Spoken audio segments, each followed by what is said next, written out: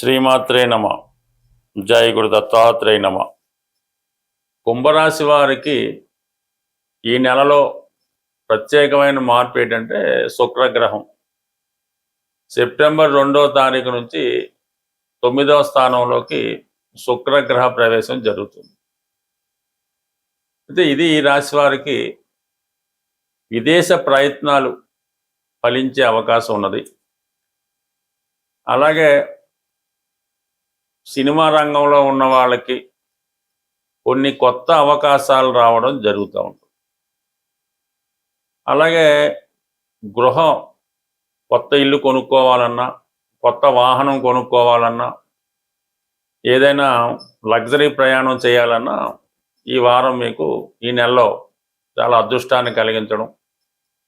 ప్రధానంగా వ్యయం కూడా, ధన వ్యయం అనవసరంగా ఎక్కువ మీ యొక్క విలాసాలకో లగ్జరీకో, మీ ఎవరినైతే మీరు బాగా ఇష్టపడుతున్నారో వారి కొరకో ధనాన్ని ఖర్చు పెట్టడం జరుగుతూ ఉంటుంది. అయితే ఒక విధంగా మీకు ఒక మంచి నేమ్ కూడా ఈ సమయంలో రావడం జరుగుతూ ఉంటుంది. అంటే ఎవరు డబ్బులు అడిగినా వాళ్ళకి ఆర్థిక సహకారం చేస్తుంటారు. మీ దగ్గర లేకపోయినా సమయానికి హెల్ప్ చేయడం వల్ల ఏదో ఒక మంచి నేమ్ మీకు ఈ సమయంలో రావడం జరుగుతుంది. ఒక ఆపద్బాంధవుల అందరినీ ఆదుకుంటుంటారు.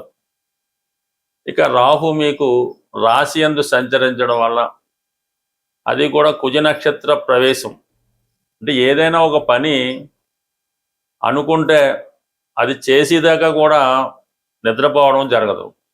అది లాభమా నష్టమా, ఇబ్బంది పెట్టిదా, దాని తర్వాత మనకి ప్రమాదం ఉందని తెలిసి కూడా అటువంటి విషయాల్లోకి ప్రవేశించడం జరుగుతూ ఉంటుంది. అది ఒకళ్ళు సహాయం చేసే విషయంలో అవ్వచ్చు, కొన్ని వ్యక్తిగత నిర్ణయాలు అవ్వచ్చు, దేంట్లో కొద్దిగా విభేదాలు, ఎవరితో అన్నా శత్రుత్వం పెంచుకోవడమో, విభేదాలు పెంచుకోవడమో. సో ఏదైనా ఫ్యూచర్లో ఇబ్బంది కలిగించే ప్రయత్నాలు ఈ సమయంలో మీరు చేయడం అంత భావ్యం కాదు.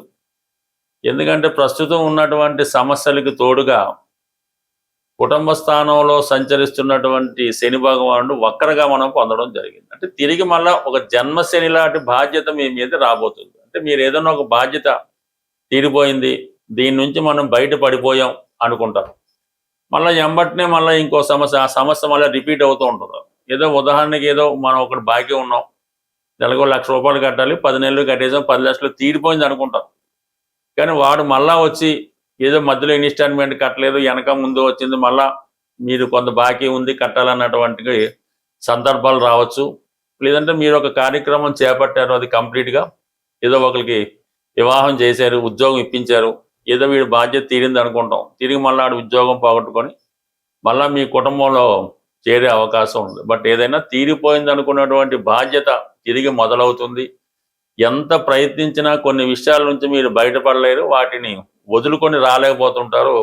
దానివల్ల నిరంతరం ఒక సంఘర్షణ, ఎమోషన్ గురి కావడం జరుగుతుంటుంది. ఈ సందర్భంలో కేవలం ఒక దైవ భక్తి తప్ప ఏది మీకు సహకరించే అవకాశం ఉండదు. కాబట్టి సంపూర్ణంగా మీరు ఒక ఆధ్యాత్మిక మార్గం వైపు అడుగులు వేయడం మంచిది. అంటే అది మీ యొక్క ఏజ్ని బట్టి, మీ యొక్క సమస్యను బట్టి ఉంటుంది. బట్ అందరికని కాదు. బట్ ఏదైనా అక్కడ మీకు మనశ్శాంతి లభించే అవకాశం ఉండదు.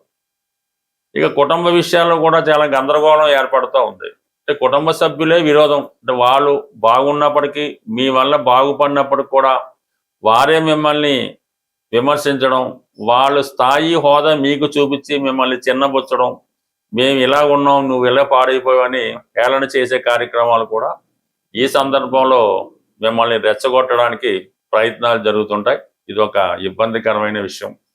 ఇక మనకి బుధుడు, రవి సప్తమ స్థానంలో ఉండడం వల్ల కొంతవరకు మీ యొక్క జీవిత భాగస్వామి యొక్క అభివృద్ధి కొంతవరకు మీకు ఆనందాన్ని కలిగించినప్పుడు కూడా వారు పనులు వారు చూసుకొని, వారు ఆనందం వారు చూసుకుంటారు తప్ప మీ గురించి పెద్దగా పట్టించుకున్నట్టు ఉండదు. కేవలం వారు బాగున్నారని మీరు అనుకోవాలి తప్ప అటు ఈ సమయంలో మీకు ఎవరి దగ్గర నుంచి కూడా, మీరు ఎవరైతే మీ జీవితానికి ఆసరాగా ఉంటారో, ఎవరైతే మీ జీవితంలో చివరి నిమిషంలో ఆనందపడి మీకు సహాయం చేస్తారనుకుంటారో వాళ్ళే మీకు దూరం అవడంతో పాటు మిమ్మల్ని విమర్శించడం కూడా జరుగుతుంటుంది. బట్ ఏదైనా ఆత్మీయులు ఇబ్బంది పెట్టే ప్రయత్నం జరుగుతూ ఉంటుంది.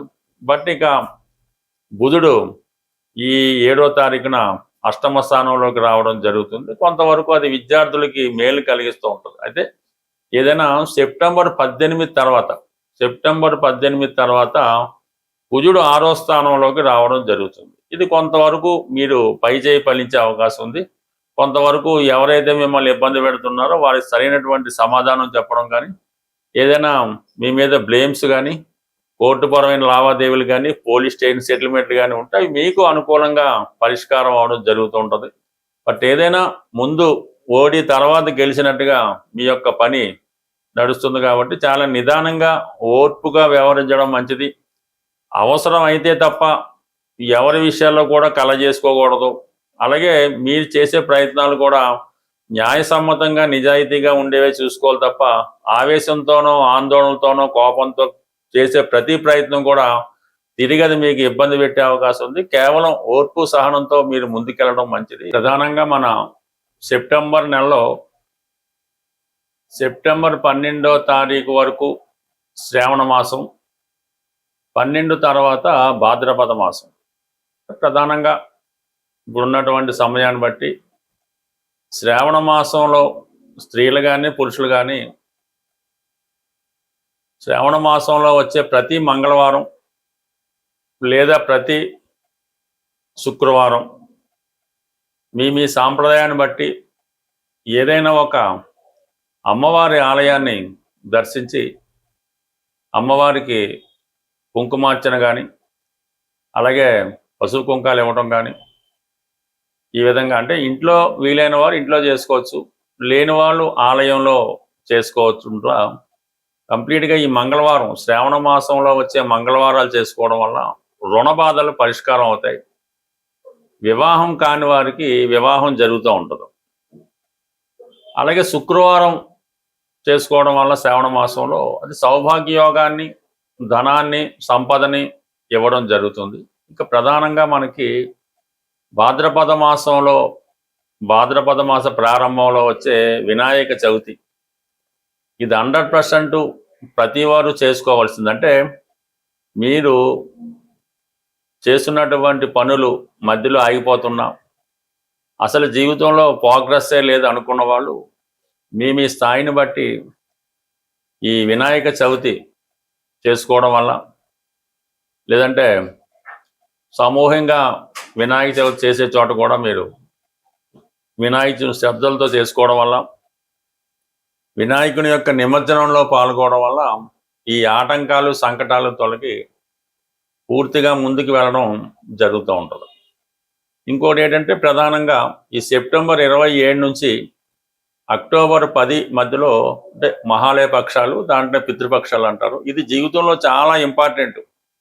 మీ యొక్క పెద్దలకి, మీ పితృదేవతలకి వాళ్ళు రుణం తీర్చుకునే విధంగా ప్రతి ఒక్కరూ కంపల్సరిగా ఆ తిథి రోజు కానీ, అమావాస్య రోజు కానీ, పోనీ ఏదో ఒక రోజు మీ యొక్క పెద్దలను తలుచుకొని వాళ్ళకి విధి విధానంగా పూజించి, మరి కొంతమందికైనా వారికి సరిపోయే విధంగా ఆహార పదార్థాలు అంటే బత్తి ఇవ్వడం అంటారు, ఆహార పదార్థాలు ఇవ్వటం వల్ల మీ పైవాళ్ళు అంటే మీకు ఈ జన్మనిచ్చినటువంటి, ఈ జన్మకు కారణమైనటువంటి ఆ పెద్దల యొక్క రుణం తీర్చుకుంటేనే, అంటే చాలా కుటుంబాల్లో పెద్ద సక్సెస్ ఉండదు, ఎంత వయసు వచ్చినా వివాహాలు జరగవు, అలాగే ఆర్థిక పరంగా చాలా ఇబ్బందుల్లో ఉంటారు, నిరుద్యోగ సమస్య, ఇవన్నీ కూడా కొంతవరకు దానివల్ల కారణం అవుతుంటాయి. మీ జన్మజాతకంలో పితృదోషం ఉన్నా లేకపోయినా ప్రతి ఒక్కరూ కూడా ఈ పితృపక్షాలు, ముఖ్యంగా వచ్చే అమావాస్య రోజు కానీ మిగతా రోజులు కానీ మీ పెద్దలను తలుచుకొని ఈ విధంగా ఈ దానాలు అవి చేయడం వల్ల, ఏమీ కుదరని వాళ్ళు కనీసం ఆవుకైనా తృప్తిగా ఆహారం పెట్టడం వల్ల మీ పెద్దలు సంతృప్తి చెంది ఆ శుక్రగ్రహ అనుగ్రహంతో సంపూర్ణంగా మీ యొక్క సమస్యలకి పరిష్కారం దొరుకుతుంది. బట్ ఏదైనా ఈ జాతకాలు, ఈ గోచారం నమ్ముతున్న వాళ్ళు మాత్రం కంప్లీట్గా ఈ చేసుకోవాల్సి ఉంటుంది. అంటే మనకి ప్రధాన దేవతలు ఎంతో, పితృదేవతలు కూడా అంతే. కాబట్టి కంప్లీట్గా ఈ సెప్టెంబర్ 27 టు అక్టోబర్ 10 మధ్యలో ఏదో ఒక రోజు మీకు అనుకూలంగా ఉన్న రోజు తప్పకుండా చేయండి. వీలైతే అమావాస్య రోజు కూడా చేయడం వల్ల మరింత మంచి ఫలితాన్ని పొందడం జరుగుతూ ఉంటుంది. స్వస్తి.